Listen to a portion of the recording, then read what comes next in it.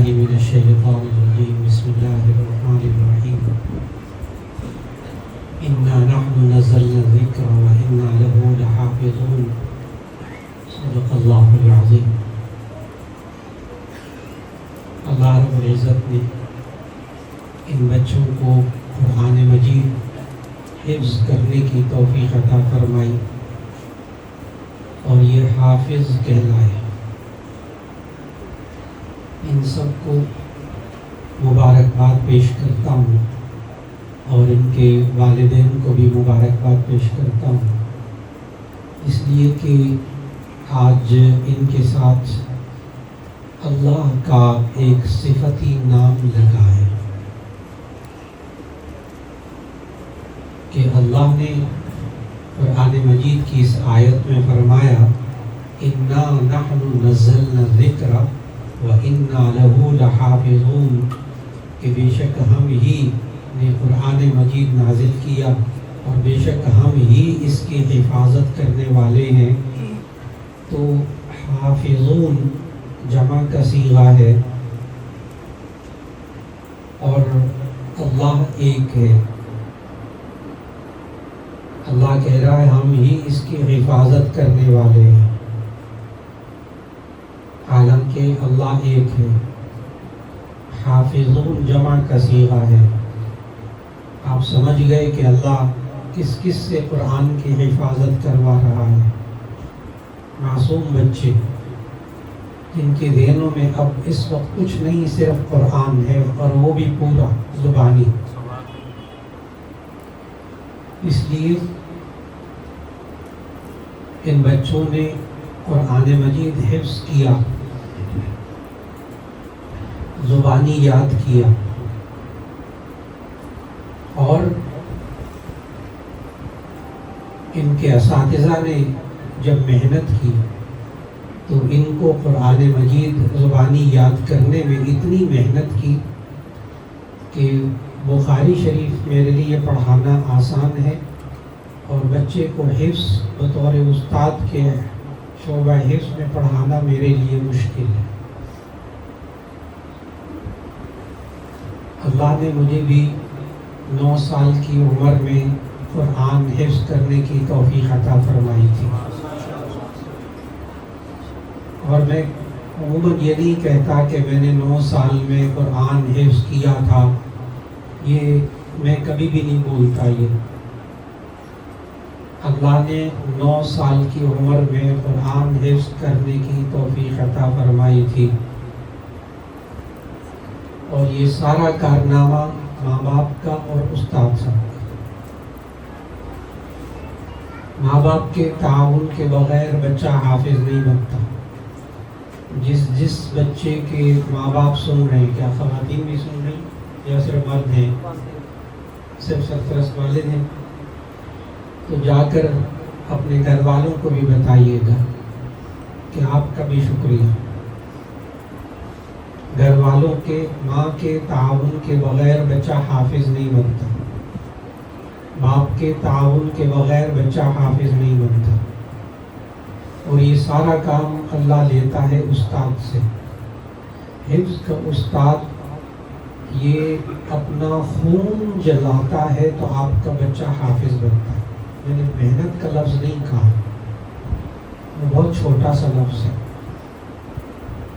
میں نے شروع میں عرض کیا میرے لیے بخاری پڑھانا آسان ہے، اچھا ہے وہ بھی بہت مشکل، لیکن بچے کو حفظ کروانا اس سے زیادہ مشکل۔ اب ایسی صورت کے اندر بچہ جب حافظ بن جائے تو اس کے لیے اللہ نے دنیا میں بھی نعمتیں رکھی ہیں، آخرت میں بھی نعمتیں رکھی ہیں۔ انسان زندگی میں جب بھی کوئی کام، اچھا کام کرتا ہے یا برا کام کرتا ہے، اس عمل کا بدلہ اللہ آخرت میں دیتا ہے، لیکن اس عمل کا اثر اللہ دنیا میں ظاہر کرتا ہے۔ میں گناہوں کی بات نہیں کروں گا، اچھی اچھی باتیں کروں گا، ورنہ گناہ کا بھی اثر ہوتا ہے، بدلہ اللہ آخرت میں دیتا ہے۔ اگر انسان توبہ نہ کرے اللہ سزا آخرت میں دیتا ہے، لیکن گناہوں کے اثرات دنیا میں ظاہر ہوتے ہیں. ہر گناہ کا اثر کوئی نہ سمجھے یہ آخرت میں دیکھی جائے گی، نہیں، گناہ کا اثر دنیا میں ہوتا ہے. علامہ ابن قیم رحمہ اللہ نے صرف اس موضوع پر کہ ہر گناہ کا کیا اثر دنیا میں ظاہر ہوتا ہے، دنیا میں، آخرت کا نہیں، دنیا میں کیا اثر ظاہر ہوتا ہے، اس پر پوری کتاب لکھی ہے الدواء الشافی. اب اس کا اردو ترجمہ بھی آ گیا مارکیٹ میں. کس گناہ کا کیا اثر ہوتا ہے دنیا میں، اللہ دکھاتا ہے انسان کو اس کی آنکھ سے.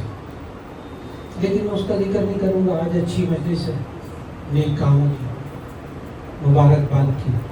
میں تو یہ ذکر کروں گا کہ نیک اعمال کا اثر اللہ انسان کی زندگی میں ظاہر کرتا ہے. کوئی بھی نیک عمل، حفظ قرآن تو بہت بڑا عمل ہے. اللہ نے سورۃ النحل کی آیت میں یہ وعدہ فرمایا، من عمل صالحا من ذکر او انثى وهو مؤمن فلنحيينه حیاتا طیبہ ولنجزینہم اجرہم باحسن ما كانوا يعملون. سارے حافظوں کو یہ آیت آتی ہے، من عمل صالحا من ذکر او انثى، جو کوئی مرد یا عورت نیک عمل کرتا ہے اس حال میں کہ وہ مؤمن ہو. ایمان کے بغیر جتنے اچھے کام کیے ضائع، بیکار، ان کا اللہ دنیا میں بدلہ دے کے فارغ ہو جاتا ہے. جو بندہ اپنی زندگی میں کوئی بھی اچھا کام کرتا ہے، من عمل صالحا من ذکر او انثى وهو مؤمن، جو کوئی مرد یا عورت اس حال میں کہ ایمان والا ہو نیک عمل کرے، اللہ نے لام تاکید، بانون تاکید ثقیلہ، مولانا تشریف فرما ہے ماشاءاللہ، اتنے بڑے بڑے علماء بیٹھے ہیں، سب کو معلوم ہے یہ لام تاکید، بانون تاکید ثقیلہ کا صیغہ ہے عربی گرامر کے اعتبار سے کہ سب سے زیادہ تاکید اگر بیان کرنی ہو تو اس صیغے سے ہوتی ہے. فَلَنُحْيِيَنَّهُ حَيَاةً طَيِّبَةً، اللہ کا وعدہ ہے ہم ضرور بھی ضرور اس کو پاکیزہ زندگی دیں گے. کوئی بھی اچھا کام کرو اللہ پاکیزہ زندگی دے گا اس دنیا میں.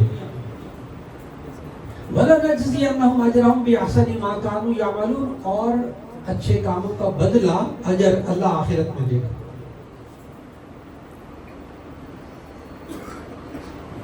یہ بچے نماز پڑھیں گے نا، آپ پڑھتے ہیں، نماز کا اثر زندگی میں ظاہر ہوتا ہے، اجر ثواب اللہ آخرت میں دے گا. یہ اللہ نے سمجھایا خود 21ویں پارے کی پہلی آیت میں، سارے حافظوں کو آتی ہیں آیتیں.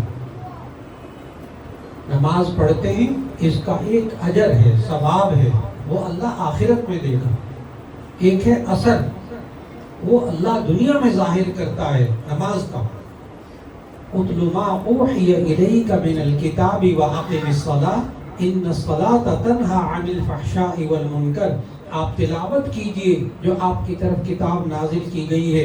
واقم الصلاۃ، نماز قائم کیجئے. ان الصلاۃ تنہی عن الفحشاء والمنکر، یہ نماز بے حیائیوں برائیوں سے روکتی ہے. کہاں؟ دنیا میں، آخرت میں. دنیا میں یہ اللہ نے خود بتایا نماز کا اثر. آپ بچے کو کیوں نماز پڑھوائیں گے؟ اچھا، آج بہت سے لوگ پوچھتے ہیں اس میڈیا کے دور میں بچوں کو کہاں لے جائیں. یہ موبائل چھین لینا، موبائل نہ دینا، یہ اب حل نہیں رہا. آپ سب نے دیکھ لیا، یہ اب حل نہیں رہا. یہ موبائل تو بڑی قیمتی چیز ہے، بڑی اچھی چیز ہے، اس سے لوگ علم حاصل کرتے ہیں، اس سے دنیا بھر کی معلومات. اب تو تعلیم آن لائن، بڑے بڑے اچھے اساتذہ سے آپ علم حاصل کر سکتے ہیں اس موبائل کے ذریعے. اس موبائل کے ذریعے کاروبار چل رہے ہیں. یہ تو ہمارا معاشرہ ہے جو اس کو گند لیے پھرتا ہے. جن لوگوں نے اس سے کام لیا ان کے پاس وقت ہی نہیں ہے گند دیکھنے کا، وقت ہی نہیں ہے. بڑی اچھی چیز، لیکن اس موبائل کی دنیا میں ہم اپنے بچوں کو کہاں لے جائیں؟ یہ ان کو نماز 5 وقت پڑھا دیا کریں، بے حیائیوں برائیوں سے نماز روک لیں. ویسے روکنے والا اللہ ہے. بے حیائیوں سے برائیوں سے روکنے والا اللہ ہے. لیکن اللہ نے خود کہا ہے, اتنے سارے علماء موجود ہیں, اتنے جید علماء موجود ہیں, ان الصلاۃ تنہا عن الفحشاء. تنہا میں جو ہیا ضمیر ہے وہ راجع ہے صلاۃ کی طرف, یہ نماز روکتی ہے. روکتا اللہ ہی ہے. وہ اللہ کیا کہہ رہا ہے, یہ نماز روکتی ہے بے حیائیوں برے کاموں سے. ایک صاحب مجھے کہنے لگے, جمعے میں کبھی تقریب ہوئی اس موضوع پر نماز کے, تو کہنے کہ آج آپ نے بڑا زور لگایا کہ نماز بے حیائیوں برائیوں سے روکتی ہے, لیکن مجھے تو نہیں روکتی. اب وہ کہتا ہے فلاں نماز پڑھتا ہے, گناہ کام کرتا ہے, کوئی اور جواب دیتا ہے, وہ خود ہی شروع ہو گئے. اب میں بھی بڑا فکر مند ہوا, اس لیے کہ اللہ کہتا ہے نماز بے حیائیوں برائیوں سے روکتی ہے, اور یہ بندہ کہتا ہے نہیں روکتی, مجھے نہیں روکتی. حالانکہ اللہ نے قرآن میں کہا من اصدق من اللہ قیلا, اللہ سے زیادہ کون سچا ہوتا ہے. تو اللہ نے کہا نماز روکتی ہے, تو پھر روکتی ہے نا. یہ کیا کہہ رہا نہیں روکتی. تو فوراً اللہ نے دل میں جواب ڈالا. میں نے اس سے فوراً پوچھا, میں کوشش کر رہا ہوں بچوں کو بھی باتیں سمجھ میں آئیں, ان حافظ بچوں کو بھی باتیں سمجھ میں آئیں. نماز کیوں پڑھے حافظ بننے کے بعد؟ کیوں آپ نماز کی پابندی کروائیں ان کو؟ کیوں آپ نماز کی پابندی کریں؟ کیوں آپ کے بچے اور بچیاں, نوجوان خاص طور پر, ابھی سارے نوجوان جی کیوں پڑھے نماز؟ جی آپ کو فکر ہے نا کہ بے حیائی برائی سے بچیں. تو ان الصلاۃ تنہا عن الفحشاء والمنکر, یہ نماز بے حیائیوں برائیوں سے روکتی. اب وہ بندہ کہہ رہا تھا مجھے نہیں روکتی, یعنی میں نماز بھی پڑھتا ہوں تو گناہ بھی ہو جاتے ہیں نا. میں نے اس سے فوراً پوچھا, اللہ نے جواب دل میں ڈالا. میں نے عرض کیا آپ نے ابھی جمعے کی نماز پڑھی ہے؟ کہہ رہے جی میں نے جمعے کی نماز آپ کے پیچھے پڑھی, پورا جمعہ بھی سنا, بیان بھی سنا. میں نے کہا اچھا, تو پھر آپ نے میرے پیچھے جمعے کی نماز پڑھتے ہوئے کون کون سے بے حیائی کے کام اور برے کام کیے تھے نماز پڑھنے کے دوران؟ چلے توبہ بالکل کوئی گناہ نہیں کیا. تو میں نے کہا جتنی دیر نماز پڑھ رہے تھے اتنی دیر تو نماز نے بے حیائی برے کاموں سے روکا ہے نا. اللہ سچا. کوئی ایک بندہ کھڑے ہو کر کہہ دے مجھے یہاں پہ, وہ ہے نا میں تو بے حیائی کے کام کرتا رہتا ہوں امام صاحب کے پیچھے, کوئی نہیں کرتا. تو نماز نے روک لیا نا, 5 وقت نماز پڑھتے ہوئے. اور پتہ ہے مولانا بیٹھے ہوئے ہیں, اس لیے ان کے سامنے ظاہر کر دوں, اور بھی علماء بیٹھے ہیں. میرا اپنا جواب نہیں ہے, یہ علامہ جلال الدین سیوطی نے جلالین تفسیر میں جواب دیا اسی آیت کے تحت. ان الصلاۃ تنہا عن الفحشاء والمنکر. آگے علامہ جلال الدین سیوطی لکھتے ہیں جس کا خلاصہ یہ ہے ما دام فی الصلاۃ, ان کے الفاظ کچھ اور ہیں, جب تک بندہ نماز میں رہتا ہے نماز بے حیائیوں برائیوں سے روک کے رکھتی ہے. تو جب 5 وقت پریکٹس کرے گا, ہاں آپ 1 وقت جم جاتے ہیں, 24 گھنٹے اس کا اثر رہتا ہے, تو 5 وقت مسجد میں آ کے جم کرتے ہیں, اس کا کوئی اثر نہیں ہوگا. 5 وقت نماز روکتی ہے, سچا اللہ سچا. تو میں نے بتایا نماز پڑھتے اس کا اثر ہوتا ہے. یہ آپ سب کے سب, ماں بھی باپ بھی, یہ جو ہے نا بچوں کو حافظ بنا دیا, نہ ماں قرآن پڑھتی ہے نہ باپ قرآن پڑھتا ہے, کھول کے نہیں دیکھتے. بہن بھائی حافظ بن گیا, ہم سب کی طرف سے 10 بندے لے کے جائے گا جنت میں, جن پہ جانا بازی ہو چکی ہوگی. پڑھتے نہیں قرآن, نہ ماں پڑھتے نہ باپ پڑھتے. حافظ بنانے والے بچوں کی بھی کیوں؟ ذہن میں رکھیں, قرآن پڑھنے کا بھی ایک ہے ثواب کہ ہر حرف پہ 10 نیکیاں. قرآن پڑھنے کا اثر انسان کی زندگی میں ظاہر ہوتا ہے, اپنی ذات میں اس کا اثر ظاہر ہوتا ہے. قرآن پڑھنے کا اثر گھر کے در و دیوار پر, گھر کے باقی لوگوں پر بھی ہوتا ہے. حدیث سنانے لگا, نبی صلی اللہ علیہ وسلم نے فرمایا, فضائل قرآن میں شیخ الحدیث مولانا زکریا رحمہ اللہ نے فضائل اعمال میں یہ حدیث لکھی ہے جو میں سنانے لگا ہوں, کہ نبی صلی اللہ علیہ وسلم نے فرمایا ان الصحابہ سے, ان القلوب تصدع کما یصدع الحدید بالماء, دلوں کو زنگ لگ جاتا ہے جیسے لوہے کو پانی سے زنگ لگ جاتا ہے. قال وما جلاؤها یا رسول اللہ, اے اللہ کے رسول اس زنگ کو کیسے صاف کرے؟ فرمایا بتلاوت القرآن وکثرت ذکر الموت, قرآن حکیم کی تلاوت کر کے, موت کو زیادہ یاد کر کے. مجھے آپ سے جواب چاہیے کہ یہ قرآن حکیم کی تلاوت کا کر کے دل کا زنگ صاف ہوتا ہے, دنیا میں ہوتا ہے آخرت میں ہوتا ہے؟ دنیا میں. میرا موضوع یہی ہے، اچھے کاموں کا اثر ہوتا ہے دنیا میں. اور یہ زنگ کیا ہوتا ہے یہ آپ بڑے آسانی سے دیکھ سکتے ہیں اپنے نوجوان بچے اور بچیوں میں. دل کا زنگ بڑی آسانی سے آپ محسوس کر سکتے ہیں کہ اس کا دل صاف ہے یا زنگ لگا ہوا ہے. بچہ آپ سے جھوٹ بولے اس کے دل پہ زنگ لگا ہوا ہے. جس کا دل صاف ہوتا ہے وہ جھوٹ بولتے نہیں. بچہ آپ سے بدتمیزی کرے، گستاخی کرے، سمجھ جائے اس کے دل پہ کیا لگا ہوا ہے. بچہ آپ کا کہنا نہیں مان رہا، سمجھ لے اس کے دل پہ کیا لگا ہوا ہے، زنگ لگا ہوا. بچہ چوری کر رہا ہے، اس کے دل پر کیا لگا ہوا ہے، زنگ لگا. جس کے دل پہ زنگ نہیں ہوتا وہ چوری نہیں کرتا. بچہ گالیاں دیتا ہے، اس کی زبان پہ زنگ لگا ہوا. ہر ایک سے لڑتا ہے جھگڑتا ہے، اس کی زبان پہ زنگ لگا ہوا، اس کے دل پہ زنگ لگا. میرا خیال ہے آسانی سے دیکھ لیں گے آپ دل پہ زنگ لگا ہوا ہے کہ نہیں. تو اگر دل کا زنگ اپنے بچوں بچیوں کے دل کا زنگ صاف کرنا ہے تو اس کا طریقہ کیا ہے؟ میں نے بتایا ابھی، نبی صلی اللہ علیہ وسلم نے بھی بتایا. تلاوت. اس کو وہ قرآن پڑھے بس دل کا زنگ دور ہو جائے گا. صرف تلاوت سے سمجھ کر اس کے مطابق عمل کرے پھر تو کمال ہو جائے گا. بغیر سمجھے بھی اس سوال کا جواب دے رہا ہوں. سارے بچے حافظ بنا دیے آپ نے، کیا طوطے کی طرح رٹتے ہیں، ان کو سمجھ تو آتا نہیں ہے. میں جواب دے رہا ہوں نہیں سمجھ کے پڑھ رہے نا تب بھی اس کا اثر ہے. سمجھ کے پڑھے پھر تو کمال ہے. یہ کہنا کہ سمجھ کے پڑھنے کا ثواب نہیں ہوتا بالکل بیکار بات ہے. اچھا نبی صلی اللہ علیہ وسلم نے یہ فرمایا نا کہ ایک حرف پڑھو تو 10 نیکیاں ملیں گی. حدیث ہے نا، سب کو معلوم ہے نا. تو نبی صلی اللہ علیہ وسلم نے مثال کیا دی ہے، غور کریں. فضائل اعمال میں بھی شیخ الحدیث رحمہ اللہ نے وہ لکھی حدیث کہ اگر ایک حرف بھی پڑھے گا 10 نیکیاں ملے گی. کوئی الف لام پڑھتا ہے، الف لام میم پڑھتا ہے تو اس کو 30 نیکیاں ملے گی. تو نبی صلی اللہ علیہ وسلم نے خود مثال دی، الف لام میم پڑھے گا تو اس کو 30 نیکیاں ملے گی. الف لام میم کا ترجمہ اگر کسی کو معلوم ہے تو کھڑے ہو کے مجھے بتا دیں. دلیل کیا ہوئی کہ جو سمجھ کے نہیں بھی پڑھے گا پھر بھی ثواب ملے گا، کیونکہ الف لام میم کا ترجمہ آتا ہی نہیں کسی کو.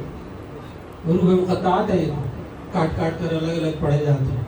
کیا شاندار مثال دی نبی صلی اللہ علیہ وسلم. جس کا ترجمہ بتایا ہی نہیں نبی صلی اللہ علیہ وسلم، اس کو بھی پڑھے گا تو ثواب ملے گا. پھر میں نے کہا کہ قرآن پڑھے، ماں باپ خود بھی پڑھے، یہ بچوں کو حافظ بنا کے فارغ نہ ہو جائے. میں آج جگا رہا ہوں، بچہ حافظ بنا دیا بس نہیں. آپ پڑھے، ماں باپ پڑھے، بہن بھائی سارے پڑھے قرآن. کوئی گھر میں بچہ ایسا نہیں ہونا چاہیے جو قرآن نہ پڑھے. کیوں؟ قرآن پڑھنے کا خود اس کی ذات پر اثر ہوگا. لہذا اگر یہ حافظ بچہ پڑھے گا تو اس کی ذات پر اثر ہوگا نا. ماں باپ کے دل کا زنگ تو صاف نہیں ہوگا، بہنوں کے دل کا زنگ تو صاف نہیں ہوگا. بہنوں کو بھی کیا کرنا پڑے گا؟ قرآن خود پڑھنا پڑے گا. ویسے گھر میں اگر کسی کو بخار ہو جائے تو بہن کو اگر بخار ہو جائے تو دوا بھائی کو کھلاتے ہیں. ڈاکٹر یہی کہتے ہیں گولی کس کو کھلا؟ بھائی کو. بخار کس طرح اترے گا؟ بہن کا.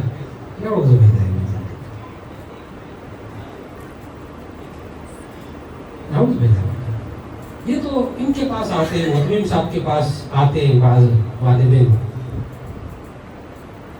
بڑے کمال کے والدین ہوتے ہیں. کہتے ہیں مولانا میں آپ کے پاس بچہ داخل کرانے آیا ہوں تو پر میرا بچہ بڑا حساس ہے، اگر کبھی یہ غلطی کرے نا تو اس کے ساتھ جو ساتھی ہو نا اس کو ایک موقع لگا دے، ایک تھپڑ لگا دے، یہ خود ہی سمجھ جائے گا. پتہ نہیں کسی کو سمجھ میں آیا کہ نہیں آیا میں نے کیا کہا ہے. کیونکہ جس کو سمجھ میں آیا وہ مسکرا رہا ہے، جس کو سمجھ میں نہیں آیا اس کے اوپر سے گزر گیا. میرا بچہ بڑا حساس ہے، اگر یہ غلطی کرے تو کیا کرے؟ ساتھ والے کی پٹائی کرے، یہ خود ہی سمجھ جائے گا. یعنی دوسرا تلاوت کرے اثر میرے اوپر ہو. نہیں ایسا نہیں ہے، آپ کو خود تلاوت کرنا پڑے، خود تلاوت کرنا. اس بچے کی خود پٹائی ہوگی تو گندا بنے گا. وہ الگ بات ہے کہ ہاں الحمدللہ پٹائی نہیں ہوتی. میں نے دیکھ لیا ہے جن بچوں سے, جن گھروں سے بچے اٹھ کر آئے ہوں, جتنے ماشاءاللہ شائننگ بچے ہیں, ان کی میں نے جو باڈی لینگویج دیکھی یہاں آ کر, اس سے اندازہ ہو گیا اساتذہ کی محنت ہے. وہ بچے اور ہوتے ہیں سہمے ویسے, ڈرے ویسے. میں جاتا ہوں مختلف جگہوں میں اس کی تقاریب میں, ڈرے ہوئے, سہمے سے, عجیب سے, ورنک سے, وہ اور ہوتے ہیں. یہاں الحمدللہ محنت ہو رہی ہے. اور اساتذہ, میں شاباش دوں گا اساتذہ, ان کے چہروں پہ حافظ بننے کے بعد مسکراہٹ ہے, اکتاہٹ نہیں ہے. یہ بھی اثر ہے اساتذہ کی محنت کا. تو میں بتا رہا تھا کہ اگر گھر میں تلاوت کریں گے نا تو گھر کے در و دیوار پر قرآن کے پڑھنے کے اثرات ہوں گے. یہ بات بھی سچے نبی صلی اللہ علیہ وسلم نے بتائی. یہ حدیث بھی فضائل قرآن میں لکھی ہے. اس لیے حضرت کہہ رہا ہوں فضائل قرآن کا کوئی دیکھنا چاہے حدیثیں تو مل جائیں گی. بڑی کتابوں کا حوالہ دے کر نہ دیکھیں گے نہ پڑھیں گے. شیخ الحدیث رحمہ اللہ نے یہ حدیث نقل کی, جس گھر میں قرآن مجید, غور سے ہم گھر میں قرآن پڑھیں گے, گھر کے در و دیوار پہ, وہاں پہ رہنے والوں پہ اس کے اثرات ہوں گے. نبی صلی اللہ علیہ وسلم نے فرمایا جس گھر میں قرآن مجید کی تلاوت ہوتی ہے حفتہم الملائکہ وغشیتہم الرحمہ وانزلت علیہم السکینہ. جس گھر میں قرآن مجید کی تلاوت ہوتی ہے اس گھر کو رحمت کے فرشتے گھیر لیتے ہیں. وغشیتہم الرحمہ, اللہ کی رحمت اس گھر کو ڈھانپ لیتی ہے. وانزلت علیہم السکینہ, ان پر سکون نازل ہوتا ہے. جو بندہ چاہتا ہے نا میرے گھر پہ اللہ کی رحمت ہو, میرے گھر میں سکون ہو, اس کو قرآن پڑھنا پڑے گا. اس گھر میں قرآن کی آوازیں آتی ہیں. یہ بچوں کو جتنے حافظ بنے ہیں نا, ان کو پکا کر دیں کہ یہ من منا کے نہ پڑھا کریں, آہستہ آواز میں, بالکل غلط, اونچی آواز میں جس طرح استاد کو سناتے ہیں اس طرح تلاوت کریں. گھر میں اس کے اثرات ہوں گے, اور اونچا پڑھنے کے اثرات ان پر بھی ظاہر ہوں گے.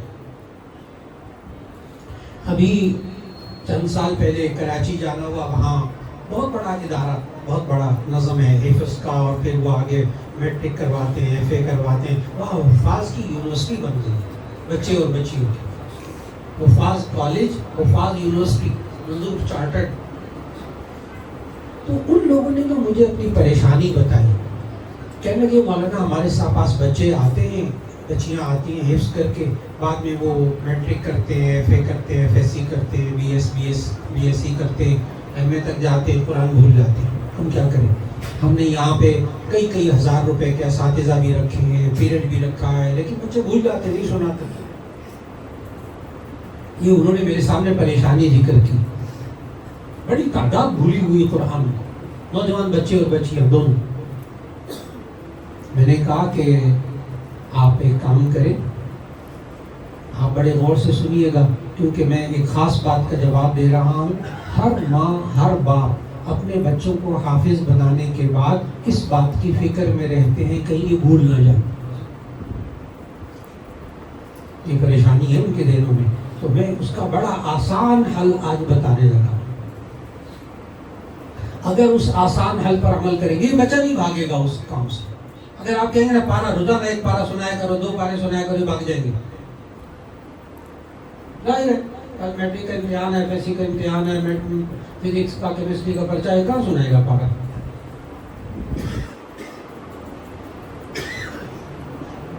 میں نے ان لوگوں کو جو تجویز دی, غور سے سنیے گا. اگر آپ نے ان حافظ بچوں کو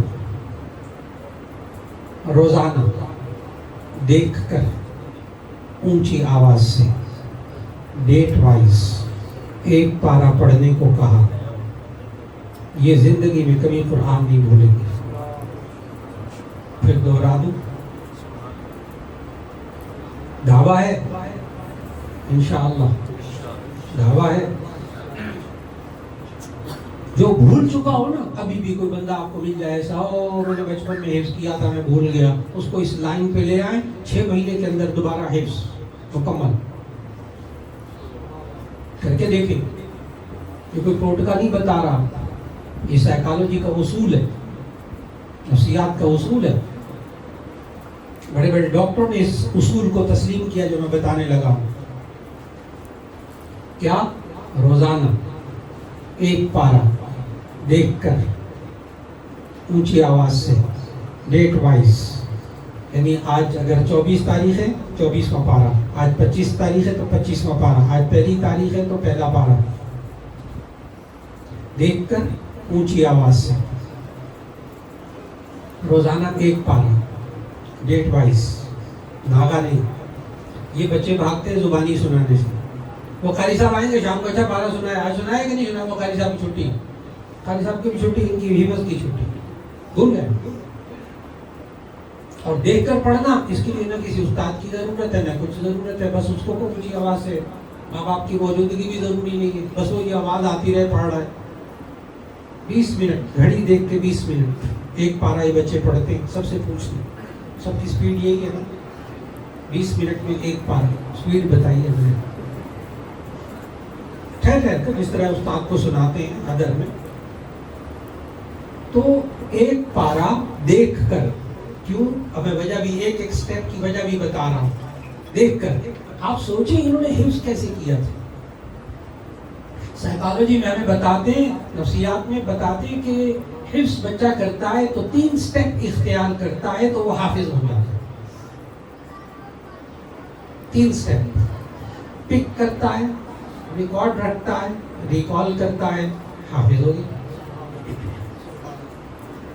پک کرتا ہے یعنی لیتا ہے، جس کو یہ استاد کہتے ہیں یاد کرنا. پک کرنا، یاد کرنا، دیکھ کر یاد کرتا ہے. ان میں سے کون سا بچہ ہے جس نے دیکھا نہیں یاد کر دیا؟ قرآن دیکھا ہے تو یاد کیا. نمبر 2 ریکارڈ رکھنا، یاد رکھنا.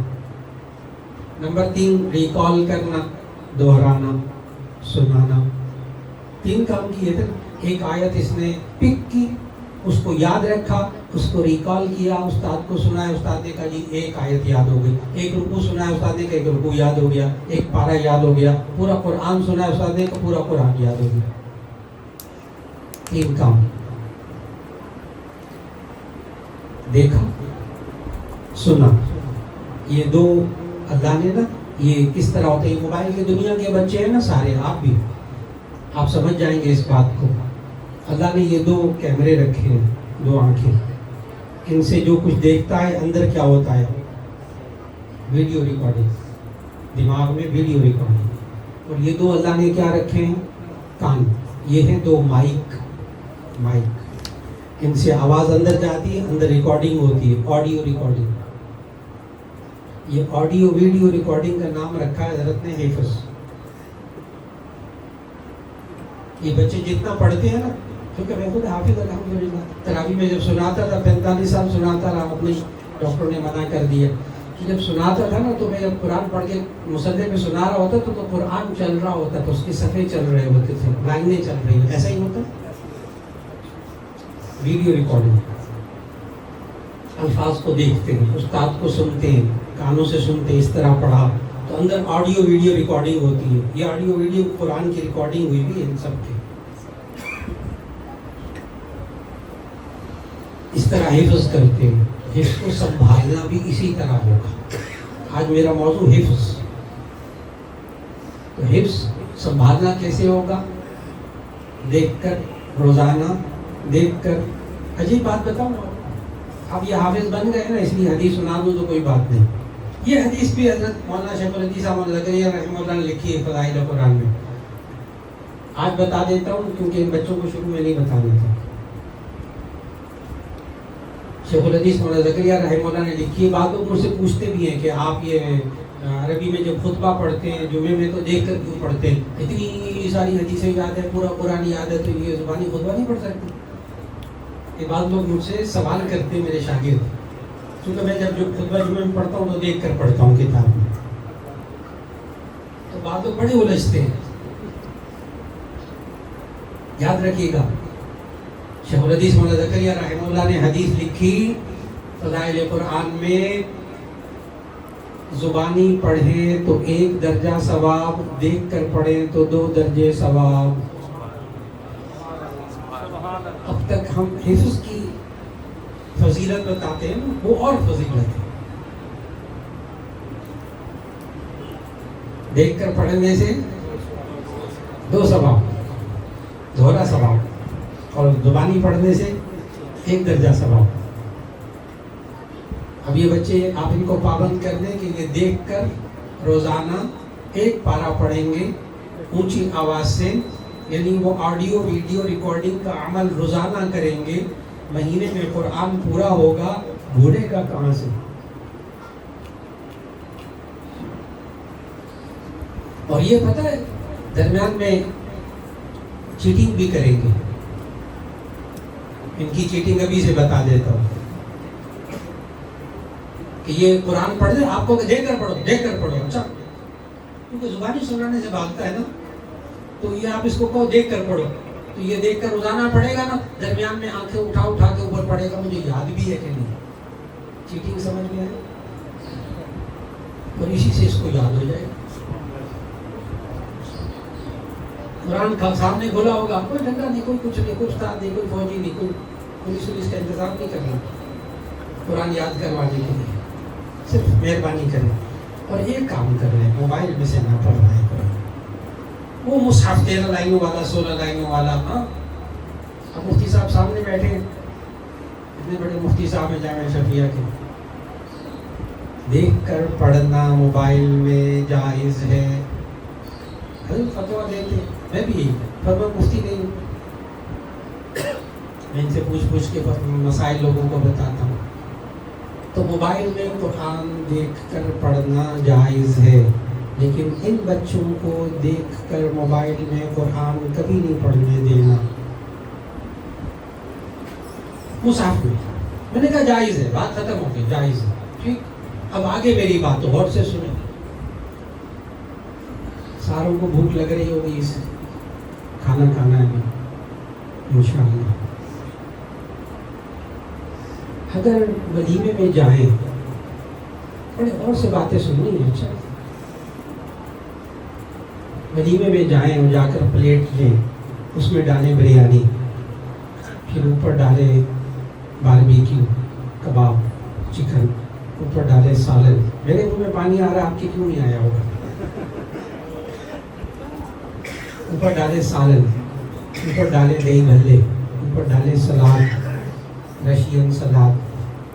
अभी तक ठीक जा रहा हूँ ना? अच्छा, फिर उस प्लेट के ऊपर आप डालें खीर। अब कुछ थोड़ा सा बेज़ौकी शुरू हो गई है ना, सब कुछ डाल के ऊपर क्या डाल लिया?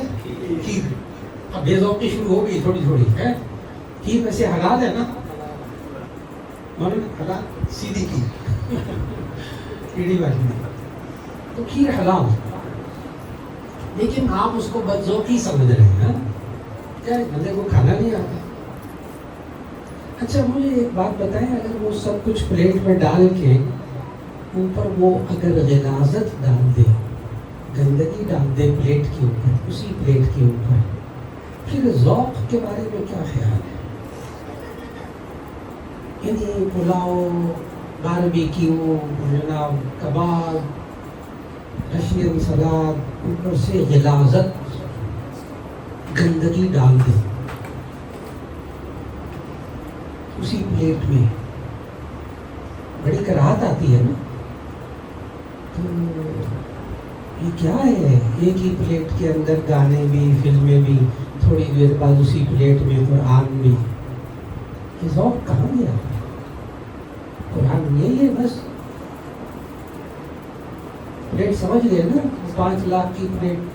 मोबाइल नहीं, मोबाइल एक ही प्लेट है ना, उसी में कुरान, उसी में तफसीर, उसी में गंदी तस्वीरें, उसी में नाच, उसी में गाना, उसी में फिल्में, उसी में थोड़ी देर बाद कुरान, थोड़ी देर मुझे देखती है ना, थोड़ी देर में कुरान, तो थोड़ी देर में फिल्में। रोज़ मिलता कहाँ ज़ौक़ मर गया इसका? जायज़, मेरे बेटे मुफ्ती साहब को कह दिया जायज़,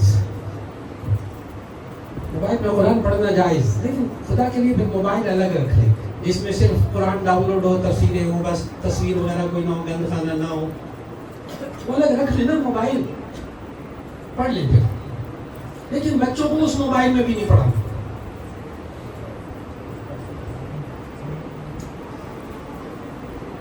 बच्चों को कुरान, मुसहफ, کوئی مینیجر قسم کا مولوی نہیں ہوں، چل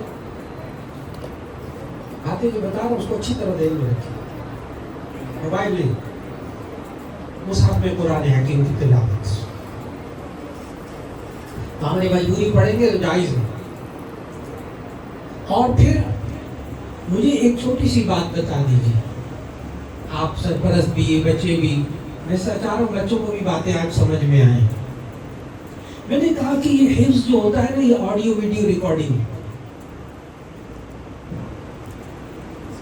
آپ مجھے بتائیے کہ اگر یہ چھوٹے چھوٹے بچے بھی مجھے بتا سکتے ہیں کہ اگر آپ موبائل کے اندر، اپنے موبائل کے اندر گانے اور فلمیں ریکارڈ کریں اور جب ری پلے کریں تو اس میں سے قاری سدیس کی تلاوت سنائی دیتی ہے اور مکہ مدینہ نظر آتا ہے، آپ میں سے کسی کے پاس اگر ایسا موبائل ہو تو مجھے بتا دیجیے گا۔ میرا سوال پھر غور سے، یعنی اس میں گانے فلمیں آپ ریکارڈ کریں اور پھر جب ری پلے کریں تو اس میں سے مکہ مدینہ نظر آئے اور اس میں سے جناب قاری سدیس کی تلاوت سنائی دے، یا وہ جو آپ نے ریکارڈ کیا ہوگا آڈیو ویڈیو ریکارڈنگ وہی سننے کو ملے گی، وہی ملے گی۔ چلو آپ نے ان بچوں کے ذہنوں میں قرآن آڈیو ویڈیو ریکارڈنگ کیا ہے نا، سارا دن پڑھا قرآن یاد ہو گیا نا، اور خدا کے لیے اس کی اندر ریکارڈنگ خراب نہ کریں، ان کی دیکھنے اور سننے کی چیزوں کو پاکیزہ بنائے رکھیں، ان کے دیکھنے اور سننے کی چیزوں کو پاکیزہ بنائے رکھیں، یہ قرآن اثر کرے گا۔ اور اگر قرآن پڑھنے کے بعد پھر ان کو انہی گندی چیزوں میں لگا دیا نا، گندا ماحول، دیکھنے کی چیزیں بھی عجیب و غریب، سننے کی بھی عجیب و غریب، تو پھر آپ خود سمجھتے ہیں، بچے بھی سمجھتے ہیں۔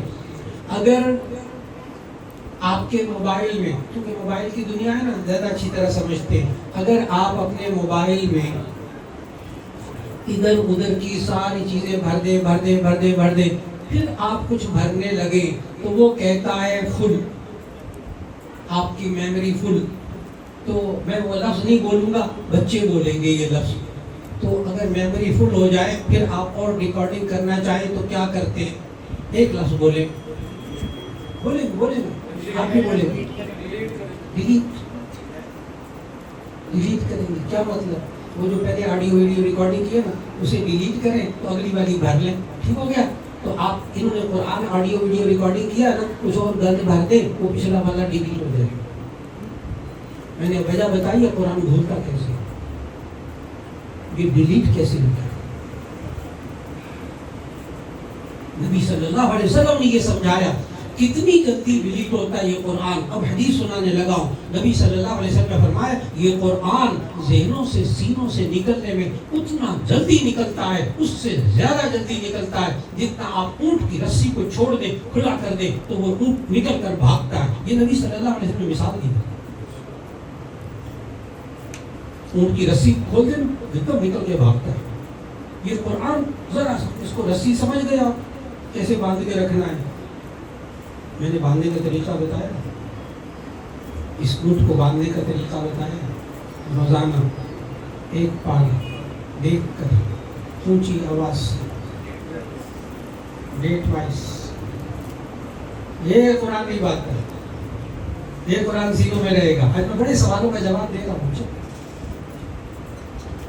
ایک دفعہ حفظ کی تقریب تھی تو وہاں بڑے ذہین بچے ہوتے ہیں، ماشاءاللہ قرآن حفظ کرنے والے بچے بڑے ذہین ہوتے ہیں، یہ اچھی طرح یاد رکھیں، اس لیے کہ مولانا جانتے ہیں، سب ساتھی جانتے ہیں، 30 سال گورنمنٹ کالج میں پڑھاتا رہا، نوجوان بچوں، 18 سال میڈیکل یونیورسٹی، پاکمنج میڈیکل یونیورسٹی میں ڈاکٹروں کو فرسٹ کو پڑھاتا رہا، MBBS، 8 سال یونیورسٹی آف لاہور میں BDS کو پڑھاتا رہا، سب کو پتہ، نوجوانوں میں بہت وقت میرا گزرا بچوں میں، اچھی طرح یاد رکھنا۔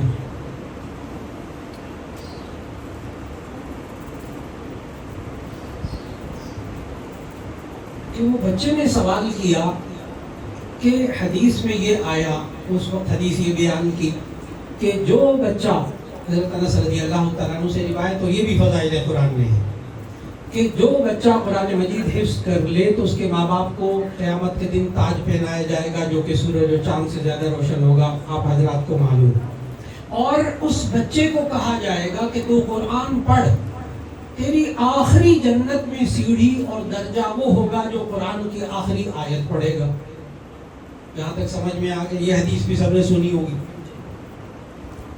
کہ بچے کو کہا جائے گا تو قرآن پڑھتا جا تو تیری آخری منزل وہ ہوگی جو آخری آیت پڑھے گا. تو یہ حدیث جب میں نے بیان کر دی, بیان میں تو بعد میں ایک حافظ بچے نے سوال کیا, کہنے لگے وہ مولانا صاحب اگر وہاں قرآن بھول گیا, اٹک گیا, تو وہ میری آخری منزل ہوگی. اگر میں وہاں کسی آیت پہ اٹک گیا تو پھر وہ میری وہی آخری منزل ہوگی. اب میں نے اس کو ایک حدیث سنائی. بچہ چونکہ حافظ بچہ تھا, سمجھدار تھا, اس کو میں نے جامع ترمذی جلد ثانی کی حدیث سنائی. آپ بھی سمجھیں اچھی طرح. میں نے حدیث سنائی کہ نبی صلی اللہ علیہ وسلم نے فرمایا, ایک دفعہ ان کے پاس ایک بوڑھی خاتون آئی اور اس نے پوچھا یا رسول اللہ میں جنت میں جاؤں گی؟ تو نبی صلی اللہ علیہ وسلم نے فرمایا کہ بوڑھی عورتیں جنت میں نہیں جائیں گی. حدیث سنا رہا ہوں, آپ میں سے بھی بوڑھے حضرات سمیت میرے اچھی طرح یاد رکھیں کہ بوڑھے جنت میں نہیں جائیں گے. تو نبی صلی اللہ علیہ وسلم نے اس خاتون کو کہا کہ بوڑھی عورت جنت میں نہیں جائے گی. وہ بھی آپ ہی کی طرح پریشان ہوئی. تو نبی صلی اللہ علیہ وسلم نے سورۃ الواقعہ کی 2 آیتیں پڑھی, تلاوت کی. اِنَّا أَنشَأْنَاهُنَّ إِنشَاءً فَجَعَلْنَاهُنَّ أَبْكَارًا, ہم تمہیں نئے سرے سے پیدا کریں گے اور جوان کر کے تمہیں جنت میں داخل کریں گے. تم بوڑھی عورتوں کو, بوڑھی عورت جنت میں نہیں جائے گی کیونکہ بڑھاپا عیب ہے نا. جنت میں تو کوئی عیب نہیں ہوگا انسان. یہ تو بڑھاپا عیب ہے نا. شوگر کی بیماری, دل کی بیماری, یا گھٹنوں کی بیماری, پھلا کی بیماری, گردے خراب, دل خراب, بڑھاپا. اور جنت میں کوئی عیب انسان کے اندر نہیں ہوگا. بڑھاپا عیب ہے. تو اللہ نے سورۃ الواقعہ میں کیا سمجھایا؟ اِنَّا أَنشَأْنَاهُنَّ إِنشَاءً فَجَعَلْنَاهُنَّ أَبْكَارًا, ہم تمہیں جنت میں کنواری عورتیں بنا کر داخل کریں گے, اور جتنے بوڑھے موجود ہیں سارے انشاءاللہ جنت میں جائیں گے اور جوان ہو کر جائیں گے. اب وہ سوال بچے کا رہ گیا پیچھے. میری باتوں کو ذرا سمجھنا پڑتا ہے, تھوڑا سا ذرا جاگ کر سمجھنا پڑتا ہے, اتنی آسان نہیں ہوتی. تو میں نے اس بچے سے کہا, میں نے کہا کہ بوڑھی عورتیں جنت میں نہیں جائیں گی کیونکہ جنت میں کوئی عیب نہیں ہوگا. بڑھاپا عیب ہے. بڑھاپے کے اندر ہم چیزیں بھی بھول جاتے ہیں. صبح ناشتہ کیا کیا تھا پتہ ہی نہیں, چابیاں رکھ کر بھول جاتے, موبائل رکھ کر بھول جاتے, دوائی کھائی کہ نہیں کھائی بھول جاتے. بھولنا بھی عیب ہے. جنت میں کوئی عیب نہیں ہوگا. یہ حافظ جنت میں بھولے گا.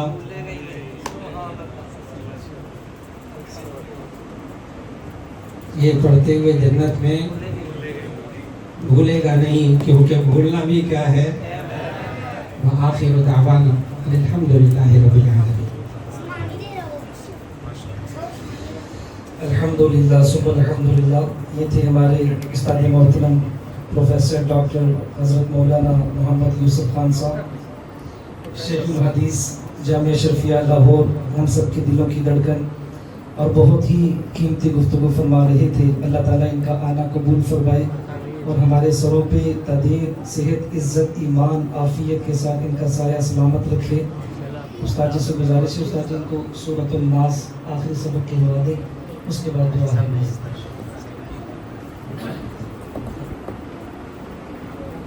قرآن پاک پکڑے.